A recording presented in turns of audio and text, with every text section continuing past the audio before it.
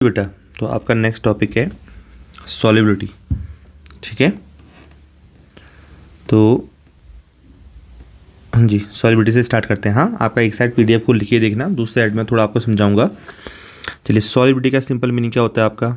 जब भी कोई चीज़ किसी दूसरी चीज़ में घुल रही है तो आप बोलते हैं भैया सॉल्युबल है। नमक पानी में घुल रहा है तो सॉल्युबल है, चीनी पानी में घुल रही है तो सॉल्युबल है। ठीक है, तो नमक भैया कितना पानी में घुल सकता है? मैक्सिमम कितना घुल सकता है? अगर मैं कोई फिक्स पानी लूँ, 100 ml में पानी लूँ, तो इसमें मैं कितने नमक को घोल सकता हूँ? क्या ज़िंदगी भर में नमक को घोलता रहूँगा? ऐसा तो होगा नहीं होगा ना। हाँ, तो solubility of a substance express the maximum amount of solute which can be dissolve in a specific amount of solvent. ठीक है बेटा, ध्यान रहेगा। ठीक, चलिए, तो दूसरा पार्ट अब आपका आता है, जब भी कोई चीज़ किसी चीज़ में घुल रही है, ठीक है, तो तब तक आपका जो सॉल्यूशन रहता है वो रहता है आपका अनसैचुरेटेड। क्या रहता है? अनसैचुरेटेड। जब भी कोई सॉल्यूट किसी सॉल्वेंट में घुल रहा है तो आप सॉल्यूशन को क्या बोलते हैं? अनसैचुरेटेड। ठीक, और जब आपका सॉल्यूट घुलना बंद हो जाए, जब आपका सॉल्यूट घुलना क्या हो जाए? बंद हो जाए, तब आपका सॉल्यूशन क्या बन जाता है? सैचुरेटेड। ठीक है, ध्यान रहेगा। तो जब आपका सॉलिड घुलना बंद हो जाएगा, जैसे अगर आप नमक को घुल रहे हैं पानी में, तो जब तक आपका नमक घुल रहा है तब तक आपका सॉल्यूशन रहेगा अनसैचुरेटेड, और जब आपका नमक घुलना बंद हो गया तो अब आपका सॉल्यूशन हो गया सैचुरेटेड। ठीक है, और अगर आप टेम्परेचर बढ़ा के और सॉलिबिलिटी बढ़ाते हैं, ठीक है, तो उस केस में फिर आप सॉल्यूशन को बोलते हैं सुपर सैचुरेटेड। लेकिन दो टर्म आप लोग ध्यान रखना, सैचुरेटेड और अनसैचुरेटेड। साइड में आपको दिख भी रहे होंगे, अनसैचुरेटेड और सैचुरेटेड। ठीक है, ध्यान रहेगा। ठीक है, चलिए अब आप देखिए, अगर मैं आपके सिलेबस में दो सॉलिबिलिटी आपको पढ़नी है। कौन कौन सी? एक आपको पढ़नी है सॉलिड जब घुलता है किस में? किसी लिक्विड में, और दूसरी आपको पढ़नी है गैस जब आपका घुलता है किसी लिक्विड में। ठीक है बच्चे, हाँ, तो पहली सॉलिबिलिटी जब सॉलिड आपका घुलता है लिक्विड में, उसको हम देखते हैं। ठीक है, तो कब सॉलिड किसी लिक्विड में घुलेगा, कैसे हम उसकी सॉलिबिलिटी को बढ़ा सकते हैं या कैसे हम उसकी सॉलिबिलिटी को घटा सकते हैं, ध्यान रखना। ठीक है, चलिए, तो पहला हम पढ़ते हैं आपका solid in liquid. Solid in liquid, जब भी कोई सॉलिड किसी दूसरे लिक्विड में अगर घुलता है तो उसको हम बोलेंगे सॉलिड इन लिक्विड। ठीक है बेटा, तो कौन कौन से फैक्टर हैं जो उसको इंक्रीज़ कर सकते हैं? तो राइट साइड आप देख भी रहे होंगे, जनरली हम 3 फैक्टर की बात करेंगे। पहला फैक्टर रहेगा भैया नेचर, सॉलिड का नेचर और लिक्विड का नेचर आपका कैसा होना चाहिए। ठीक है बेटा, दूसरा आपका रहेगा टेम्परेचर, टेम्परेचर बढ़ाएंगे तो सॉलिबिलिटी बढ़ेगी या टेम्परेचर घटाएंगे तो सॉलिबिलिटी बढ़ेगी। ठीक है, और थर्ड आपका रहता है प्रेशर। ठीक है, अब देखिए भैया, अगर आप सॉलिड को डिसॉल्व कर रहे हैं लिक्विड में तो प्रेशर का कुछ खास फ़र्क पड़ता नहीं है, तो जनरली यहाँ पर प्रेशर को हम डिस्कस नहीं करते हैं। प्रेशर डिस्कस करेंगे हम नेक्स्ट पार्ट में, जब हम गैस को डिसॉल्व करेंगे लिक्विड में। वहाँ पर एक हेनरी का लॉ आता है, इंपॉर्टेंट लॉ है। ठीक है, तो वहाँ पर डिफेक्ट करेंगे। यहाँ पर प्रेशर का फ़र्क पड़ता नहीं है। क्यों नहीं पड़ता है? आप लोग जानते हैं भैया, कोई भी चीज़ सॉलिड है, जैसे आपने हाथ में पेन पकड़ी है, नहीं, उसको आप हल्का दबाइए, क्या वो दबती है? नहीं। तो प्रेशर का फ़र्क वहीं पर पड़ेगा जहाँ पर आपकी चीज़ें कंप्रेसिबल होंगी, दबेंगी। और आप जानते हैं, अगर आप प्रेशर लगाएंगे, एक गुब्बारे में आप हवा भरिए और उसको दबाइए, क्या वो दबता है? बिल्कुल दबता है। तो प्रेशर का इफेक्ट गैस में पड़ता है, जनरली सॉलिड में पड़ता नहीं है। ठीक है, तो दो फैक्टर हम पढ़ेंगे, नेचर और टेम्परेचर। ठीक है बेटा, चलिए, तो पहला फैक्टर देखिए nature, nature of solute and solvent. Nature of solute and solvent, तो दोनों का नेचर कैसा होना चाहिए? तो कोई भी चीज़ किसी दूसरी चीज़ में घुल रही है तो आप लोग ध्यान रखना, तभी घुलती है जब दोनों का नेचर एक जैसा होगा। आप लोग क्लास में दो बच्चे बैठते हैं, नहीं, तो दोनों अगर होशियार हैं तो साथ में बैठते हैं, दोनों अगर बुद्धू हैं तो आप देखते होंगे साथ में बैठते हैं। तो जिनका नेचर एक जैसा होता है, नहीं, लड़ाकू वाले एक साथ होते हैं, पढ़ाई वाले एक साथ होते हैं, तो यहाँ पर भी ऐसा ही है, लाइक डिजॉल्व लाइक। ठीक है, लाइक डिजॉल्व लाइक, जो जैसा है वो वैसे में घुलता है, जो जैसा है वो वैसे में ही घुलता है। ठीक है, तो अगर हमारा सॉल्यूट है पोलर तो वो घुलना चाहेगा किस में? पोलर में ही। नमक आपका घुलता है पानी में, क्यों? नमक का नेचर भी पोलर और पानी का नेचर भी पोलर। ठीक है। नॉन पोलर घुलना चाहेगा नॉन पोलर में, जैसे नॉन पोलर आप लोग जानते हैं नेफ्थलीन बॉल्स या एंथ्रासीन्स, ये आपकी होती है नॉन पोलर। इसको अगर आप डिजॉल्व करेंगे तो ये आपका घुलता है नॉन पोलर सॉल्वेंट में, तो यहाँ इसकी सॉलिबिलिटी ज़्यादा होती है। ठीक है, तो जो जैसा है वो वैसे में ही घुलेगा, पोलर है पोलर में, नॉन पोलर है नॉन पोलर में। ठीक है बेटा, ध्यान रहेगा। ठीक, साइड में आप पीडीएफ से भी मैच करते रहना। चलिए सेकंड पार्ट हम पढ़ेंगे, effect of temperature. Effect of temperature, अब टेम्परेचर का क्या फ़र्क पड़ेगा इफेक्ट ऑफ टेम्परेचर। ठीक है, चलिए तो इसके लिए भैया दो केस आते हैं। अगर आपकी प्रोसेस, आपने सॉलिड को डिजॉल्व करा लिक्विड में, ठीक है, लेट अस सपोज आपने लिया सॉल्यूट, सॉलिड है, और सॉल्वेंट आपने उसको लिक्विड में डाला। सॉल्वेंट आपका है लिक्विड और सॉल्यूट आपका है सॉलिड, और इन दोनों को मिला के आपने क्या बना दिया, सॉल्यूशन।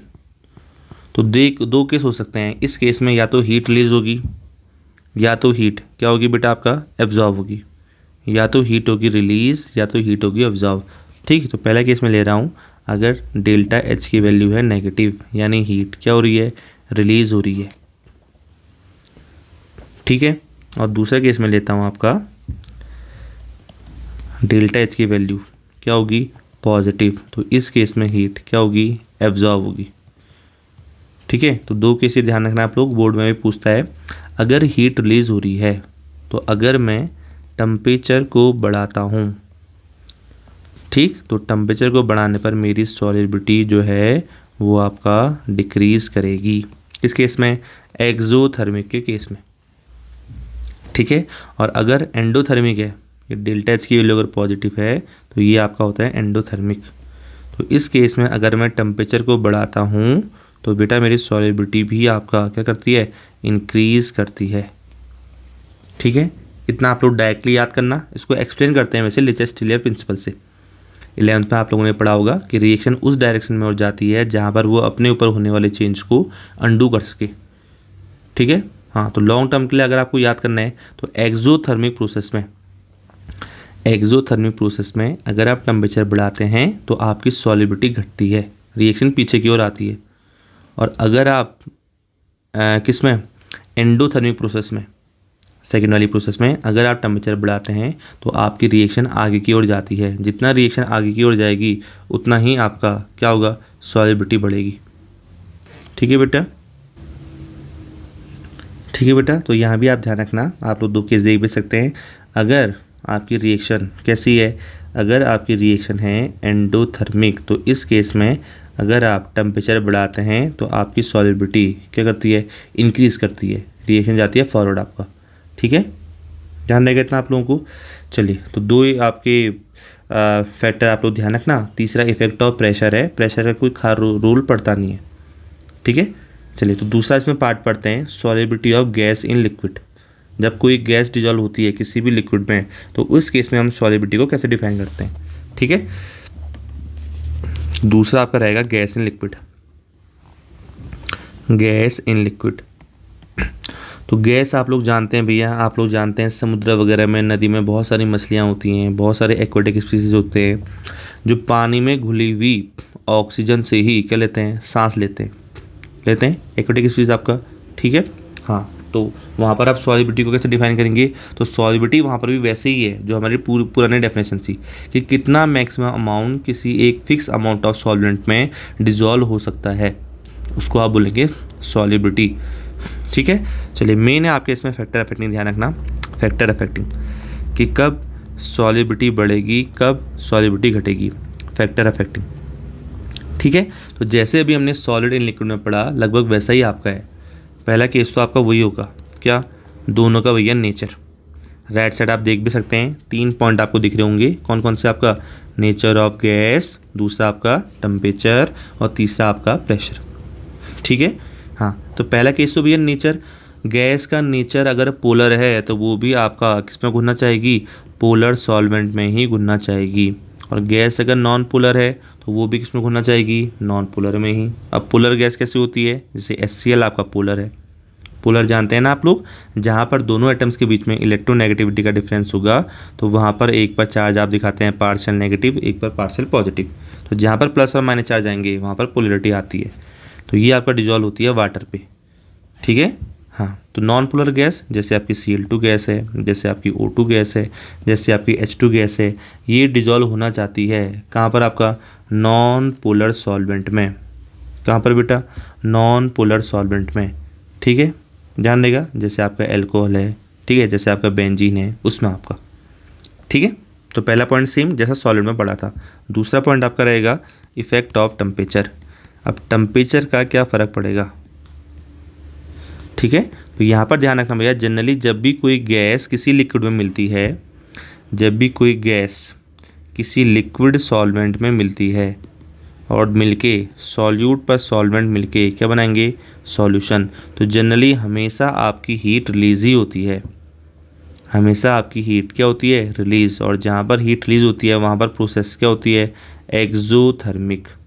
क्या होती है, एक्सोथर्मिक। आप लोग देख भी पा रहे होंगे कि प्रोसेस आपका हमेशा रहेगी एक्सोथर्मिक, ठीक है। तो लिथेस्टेरिया प्रिंसिपल के अकॉर्डिंग क्या होगा, अगर आप टेम्परेचर बढ़ाते हैं तो सॉलिबिलिटी घटेगी, ठीक है। टेम्परेचर बढ़ाते हैं तो सॉलिबिलिटी घटती है। आप लोग सिंपल समझ सकते हैं, अगर आप बाज़ार से ठंडी कोल्ड ड्रिंक लेते हैं और उसको अगर आप ढक्कन हटाते हैं तो गैस की आवाज़ एकदम से फिज़ वाली आती है, लेकिन उसी कोल्ड ड्रिंक को अगर आप रख देंगे धूप में, 1 घंटे आपने धूप में रख दिया, तो आवाज़ भैया उतनी तेज़ी से नहीं आती है, गैस की सॉलिबिलिटी कम हो जाती है, किस में, लिक्विड में, ठीक है। क्या कहते हैं, हो जाएगा। चलिए, थर्ड और सबसे इम्पोर्टेंट आपका इसमें रहेगा क्या है, इफ़ेक्ट ऑफ प्रेशर। क्या है, इफ़ेक्ट ऑफ प्रेशर। और इफ़ेक्ट ऑफ प्रेशर भैया सबसे ज़्यादा इंपॉर्टेंट है, ध्यान रखना। प्रेशर अगर बढ़ाएंगे तो क्या फ़र्क पड़ेगा, तो इफ़ेक्ट ऑफ प्रेशर, ठीक है। चलिए, तो राइट साइड आप लोग ये डायग्राम देख भी पा रहे होंगे, इसको मैं थोड़ा जूम करता हूँ, आपका इफ़ेक्ट ऑफ प्रेशर। ये देखिए भैया, आप लोग देख पा रहे होंगे कोई कंटेनर मैंने ले रखा है, नीचे आपका जो है वो है आपका लिक्विड, ठीक है, देख पा रहे हैं आप लोग। और लिक्विड के ऊपर कुछ जगह खाली है, गैस दिख रही होगी, और ऊपर लगा रखा है पिस्टन, पिस्टन ऊपर नीचे जा सकता है। अब देखिए ये W1 वेट आपने डाल दिया, नहीं, ऊपर से वेट अगर डालेंगे तो पिस्टन धीरे धीरे नीचे की ओर आएगा। यहाँ आप देख पा रहे होंगे W1 तो वेट है ही, साथ में मैंने W2 भी वेट डाल दिया। मान लो पहले 10 किलो था, अब 3 किलो और बढ़ा दिया। तो जैसे जैसे ऊपर से वेट बढ़ेगा, पिस्टन देखिए आप धीरे धीरे कहाँ की ओर आ रहा है, नीचे की ओर आ रहा है। और जैसे पिस्टन नीचे की ओर आएगा वैसे वैसे क्या होगा, आप देख रहे हैं भैया गैस की सॉलिबिलिटी और ज़्यादा बढ़ रही है। जो गैस थोड़ा कम डिजॉल्व थी पानी में, वो अब ज़्यादा डिजॉल्व हो रही है ना। तो अगर आप देख पा रहे हैं भैया, अगर मैं प्रेशर बढ़ाता हूँ तो गैस की सॉलिबिलिटी भी बढ़ती है, ठीक है। और इसी से रिलेटेड एक बहुत फेमस लॉ आपका होता है हेनरीज लॉ। क्या आता है, हेनरीज लॉ, ठीक। तो सिंपल आप देख पा रहे हैं, ऊपर अगर मैं प्रेशर बढ़ा रहा हूँ, प्रेशर अगर मैंने बढ़ाया तो गैस की सॉलिबिलिटी भी बढ़ गई। गैस की सॉलिबिलिटी बढ़ गई, इसका मतलब क्या है कि गैस का डिजॉल्व मास बढ़ गया, और ज़्यादा गैस मेरी घुलना चाहेगी, किस में, पानी में, ठीक है। तो पहली स्टेटमेंट इसकी आती है, आप लोग पढ़ भी पा रहे होंगे यहाँ पर, Henry law statement is that the mass of a gas dissolve per unit volume of solvent, ठीक है, at a constant temperature is directly proportional to the pressure. तो M प्रोपोर्शनल टू P, और यहाँ से क्या होगा आपका, ठीक है, M प्रोपोर्शनल टू P, ध्यान रखना। तो प्रोपोर्शनल का साइन हटेगा तो क्या आएगा, K इंटू P। तो K आपका भैया कांस्टेंट है जो गैस के नेचर पर डिपेंड करता है, ठीक है। तो एक फॉर्मूला तो आपका ये हो गया। एक और फॉर्मूला आपका आता है, ध्यान रखना, अगर गैस का अमाउंट बढ़ रहा है, अगर गैस का अमाउंट बढ़ रहा है तो गैस का क्या भी बढ़ेगा, मोल फ्रैक्शन भी बढ़ेगा। बोले आप ही लोग बताइए, अगर गैस और ज़्यादा पानी में घुलेगी तो गैस का क्या और ज़्यादा अमाउंट घुलेगा, नहीं घुलेगा। और अमाउंट को दिखाने के लिए यहाँ पर दिखाते हैं मोल फ्रैक्शन। तो जितना प्रेशर बढ़ाएंगे उतना ही मोल फ्रैक्शन बढ़ेगा, ठीक है। इन दोनों टर्म को अगर कोरिलेट करते हैं तो प्रोपोर्शनल का साइन हटाएंगे तो क्या आता है आपका, एक कांस्टेंट, जिसको हम लोग क्या बोलते हैं, हेनरी कांस्टेंट, ठीक है। तो एक फॉर्मूला आपका ये रहेगा, P equal to KH into chi. Pressure बढ़ाएंगे तो मोल फ्रैक्शन ऑफ गैस बढ़ेंगे, तो P equal to KH into chi. ध्यान रखना, जनरली हम क्वेश्चन के लिए इसको ही सॉल्व करेंगे, P equal to KH into chi. अब KH है आपका हेनरी कांस्टेंट, ठीक है। हेनरी कांस्टेंट के बारे में आपसे पूछता है कि हेनरी कांस्टेंट की यूनिट क्या होगी, तो आप लोग खुद देखिए, इसमें मोल फ्रैक्शन की आपने पढ़ दिया है, क्या उसकी कोई यूनिट होती है, नहीं, यूनिट आपका नहीं होती है। तो जो आपकी यूनिट होगी प्रेशर की, वही यूनिट होगी हेनरी कांस्टेंट की, होगी नहीं होगी, क्योंकि दोनों वैल्यू आपस में बराबर हैं, तो जो वैल्यू होगी प्रेशर की वही वैल्यू होगी आपकी हेनरी कांस्टेंट की। ठीक है, तो हेनरी कांस्टेंट की यूनिट भी प्रेशर की यूनिट की जैसी ही होती है। आप लोग यहाँ टेबल में देख भी पा रहे होंगे, हेनरी कांस्टेंट की वैल्यू आप लोग देख रहे होंगे, या तो बार, ठीक है, या तो एटीएम, तो इसमें आपका हेनरी कांस्टेंट की वैल्यू रहेगी। ठीक है, एग्जाम में एक और क्वेश्चन पूछता है कि ये हेनरी कांस्टेंट आपका सॉलिबिलिटी पर कैसे डिपेंड है, तो आप लोग खुद देखिए, P इक्वल टू क्या होता है, KH इंटू जाई, और मैं KH अगर देखूंगा तो KH की वैल्यू क्या आएगी, P अपॉन जाई। जाई मीन्स मोल फ्रैक्शन, जितने ज़्यादा मोल फ्रैक्शन होंगे उतना ही आपका क्या होगी, सॉलिबिलिटी। तो कभी आपसे न्यूमेरिकल में पूछता है कि बताओ भैया सॉलिबिलिटी निकालो गैस की, तो इसका मीन्स आपको क्या निकालना है, मोल फ्रैक्शन। आपके एनसीईआरटी में क्वेश्चन भी है जिसमें हेनरी लॉ में वो पूछता है कि गैस की सॉलिबिलिटी निकालो, तो गैस की सॉलिबिलिटी निकालो मीन्स मोल फ्रैक्शन निकालो। ठीक है, ध्यान देगा। तो दोनों में आप लोग भैया रिलेशन देख पा रहे हैं, कैसा रिलेशन है, क्या KH और सॉलिबिलिटी एक दूसरे के प्रोपोर्शनल है या इन्वर्स है, एक दूसरे के भैया इन्वर्स है, एक दूसरे के क्या है, इन्वर्स है। 1 मार्क्स में आपसे बोर्ड में क्वेश्चन पूछता है कि अगर सॉलिबिलिटी बढ़ेगी तो क्या हेनरी कांस्टेंट की वैल्यू बढ़ती है या घटती है, तो क्या होगा, घटेगी। सॉलिबिलिटी बढ़ेगी तो हेनरी कांस्टेंट घटेगा, सॉलिबिलिटी घटेगी तो हेनरी कांस्टेंट बढ़ेगा। ठीक है, ध्यान रहेगा, इतना ध्यान रहेगा बेटा आप लोगों को। ठीक है, लास्ट इसमें बेटा रहेगा आपका क्या, एप्लीकेशन ऑफ हेनरी लॉ। ठीक है, एप्लीकेशन ऑफ हेनरी लॉ। एक और चीज़ आप लोग इसमें मेंशन कर लेना, सॉलिबिलिटी और टेम्परेचर। टेम्परेचर अभी मैंने आपको बताया भैया, टेम्परेचर बढ़ाएंगे तो गैस की सॉलिबिलिटी बढ़ती है घटती है, गैस की सॉलिबिलिटी घटती है। तो ओवरऑल ये रिलेशन रहता है, टेम्परेचर बढ़ाते हैं तो सॉलिबिलिटी घटती है, सॉलिबिलिटी घटती है तो हेनरी कांस्टेंट बढ़ता है, या हेनरी कांस्टेंट बढ़ता है तो टेम्परेचर बढ़ता है। नहीं, इन दोनों में आपका डायरेक्ट रिलेशन रहेगा। ठीक है, एग्जाम में बहुत बार इसके एप्लीकेशन आ गए हैं, क्लास में डिस्कस भी करे थे। तो 3 भैया मेन एप्लीकेशन है, इसमें ध्यान रखना। पहला आपका आप लोग देख भी पा रहे होंगे राइट साइड, क्या है, in the production of carbonated beverage. Cold drinks वगैरह में जब भी हम CO2 डालते हैं तो बहुत हाई प्रेशर में डालते हैं। क्यों डालते हैं, क्योंकि हाई प्रेशर में आपका CO2 गैस की सॉलिबिलिटी क्या होती है, कम होती है। सॉरी, हाई प्रेशर में CO2 की सॉलिबिलिटी क्या होती है, ज़्यादा होती है। तो जैसे ही आप ऊपर से बोतल को ओपन करते हैं, देख पा रहे होंगे आप लोग, वैसे ही एकदम से फिस की आवाज़ आती है। किसकी आवाज़ होती है, फिस की। CO2 गैस के बुलबुले बनते हैं ना, तो इसका मतलब क्या होता है, CO2 को बहुत हाई प्रेशर में डाल रखा है। ठीक है, दूसरा भैया हमने पढ़ रखा है डीप सी डाइविंग या स्कूबा डाइविंग। ठीक है, तो जैसे ही जो आपकी स्कूबा डाइवर्स हैं वो आपका कैसे जाते हैं, वो आपका पानी में जैसे जैसे नीचे की ओर जाएंगे, वो समुद्र में जा रहे हैं, नदी में जा रहे हैं, तो उनके पीछे जो सिलेंडर लगा है उस सिलेंडर में रहती है आपका O2 और N2।